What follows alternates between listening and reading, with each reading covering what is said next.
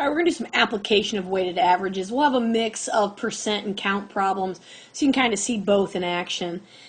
And determining which one you're using is kind of, half the battle. So in this first problem, you're talking about a science class where you see lab reports are 20%, quizzes are 20, midterm, final. Hopefully you scream percent, which means we want to take percent times category average for each thing, right? Now, when you look at this, you see that your lab reports, you have 5 of them. Well, when you're thinking about the lab reports, which are 20% of your grade, making myself a little table here, what's the category average? Well, if I would add these 5 numbers together, 88 plus 70 plus 75 plus 82 plus 70, I get 385 and I divide by 5. That gives me a category average of 77, and that's what I want. Then I go to quizzes. Well, quizzes are also 20%, and when I add these 4 together, I end up with 314 and I divide by 4. My category average is 78.5. Now, the midterm is 30%. Category average is 76. There's only one of them. And the final exam is also 30%. Again, there's only one, and the category average is 54. Now, that allows me to then find my quality points. I do that by taking the category average times the percentage. So for lab, 15.4. For quizzes, should be a little bit higher than that, and it is, 15.7. 30% times 76. Remember, again, we're changing all percents to decimals. And then 30% times 54 gives me 16.2. To find your overall grade, we add all of these together, and we end up with a 70.1, which is a C. So based off these weighted averages, remember, you got to find your category averages first, you have a C, 70.1% grade. In number 2, a new local cafe wants to advertise an average price for their meal. Figure out an average if they sold 60 $5 tacos, 32 $7 sandwiches, and 24 of their $8 mixed salads. Okay, so we have tacos, we have sandwiches, and we have salads. Right? So let's first go with a count. And then we have the price. So for tacos, we've got 60 and they were $5. We have 32 $7 sandwiches and 24 $8 salads.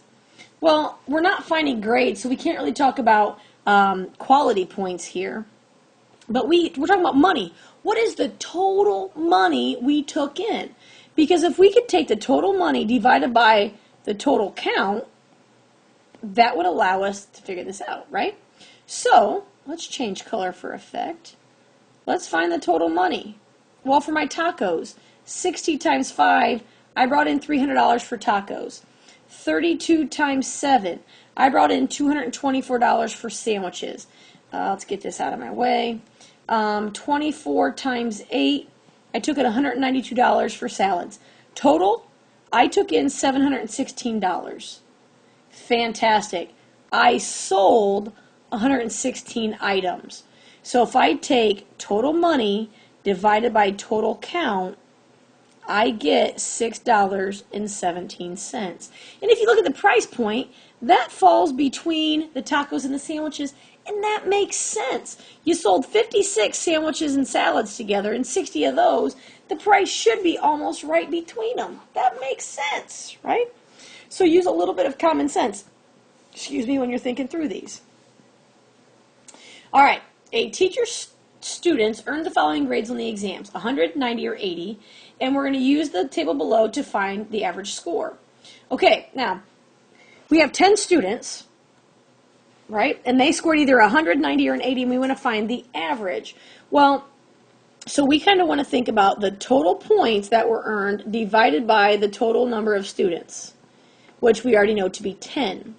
Well, if one student scored 100, that's 100 points. But if 4 students scored 90, that's a 360 points. 5 students scored an 80, that's 400 points. That means, that's a 0, okay, 860 total points were earned. So if 860 total points were earned from 10 students, that means the average is really an 86, which again makes sense because most students had an 80 and then close to 90, so it is between 80 and 90. The International Olympic Committee does not recognize a ranking for country based on medal count, but we can use a weighted average. So we're going to give 5 points for golds, silver is 3, and bronze is 1. Find the weighted average and then rank the countries.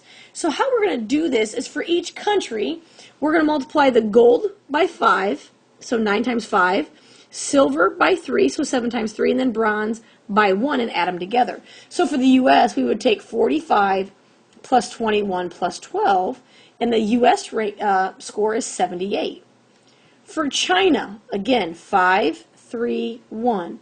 So 15 plus 12 plus 2 gives me 29. Let's go next to Russia.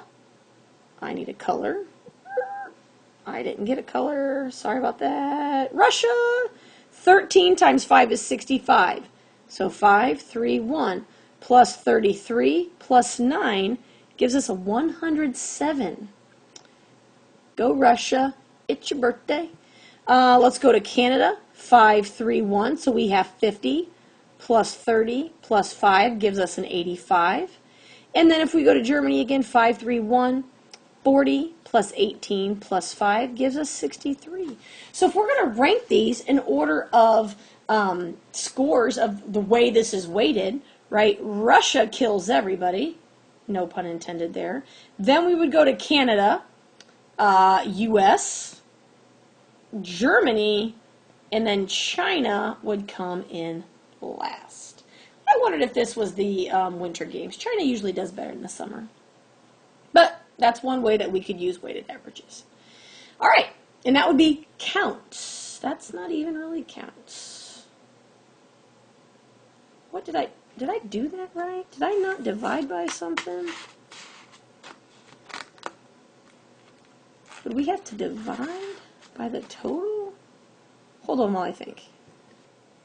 And yep, jack that up. Okay, so I didn't take into account the counts of the medals, which is divided by the total count, right? So I'm sorry, I totally just caught that as I was doing this. So for each one of these, we have to divide. So for the U.S., they have a total of 28 medals. So we would take 78 divided by 28, and I'm going to put the weighted averages here on the side. So the U.S. would have a weighted average of 2.79 because you would take the 78 divided by 28. Well, China only had 29 points, but they only had 9 medals. So if you take 29 divided by 9, you get a weighted average for China of 3.22. Russia got 33 medals. So if you divide 107 by 33, you get 3.24. They just edge out China. Canada scored 25 medals, so we're going to divide the 85 by 25, and Canada ends up with a 3.4, and then Germany scored 19 medals, so 63 divided by 19 gives Germany a 3.32.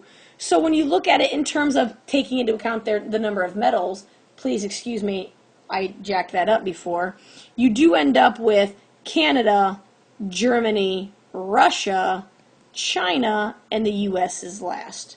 So medal count does, and that probably because the U.S. had the most bronze medals, they're only 1 point. So even though there's a lot of medals, they didn't give them a lot of points. Whew, sorry about messing that one up.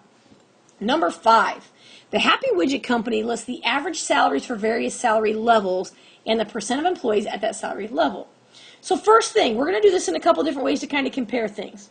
First one is just compare the averages of the salaries. So if you have these 4 salaries and you take the average, we're going to add these 4 together, and when you add them together, you get 724,000, and we divide it by 4. So we could mathematically say the average salary is 181,000, and that's true. It is. You add them together, divide by 4. That's the definition of average. But is that the best way to talk about this company? 181,000 is between these two. Look at the percent of employees who are in that area. Not very many. Right? So that's why we go to, let's find the weighted average. So remember the weighted average, we're going to take the 500,000 and multiply by the 2%. We're going to take the 125,000 and multiply by the 4%. We're going to take the 63,000 and multiply by the 70%, and the 36,000 and multiply by the 24%. Each of these gives us, the quality points, if you will, for each of these values. So 10,000 comes from the $500,000 salary. 5,000 comes from the 125. 44,100 comes from that level, and then last we got 6480. So when we add these together, we end up with 67,740. We don't have to divide because we're using percentages. Remember, percent is out of 100. 100% is just 1. So the average salary here is 67,000, which is slightly above where most of the employees are. So that does make the most sense. So which one is better? Weighted average. Because, if you hear, man, this company has the average salary is $181,000. Everybody wants to work there. $181,000. But when you look at it, only 6% of the people who work there make, and $125,000. Only 2% of the population there makes that kind of money. Everybody else is less. So it's more realistic to say the average salary there is $67,700. Okay, I still want to work there, right? That's still good money, but at least it's more realistic. When you get offered $45,000, you're not thinking, what are you talking about, right? It's a little bit more realistic there. Okay, happy weighted averages.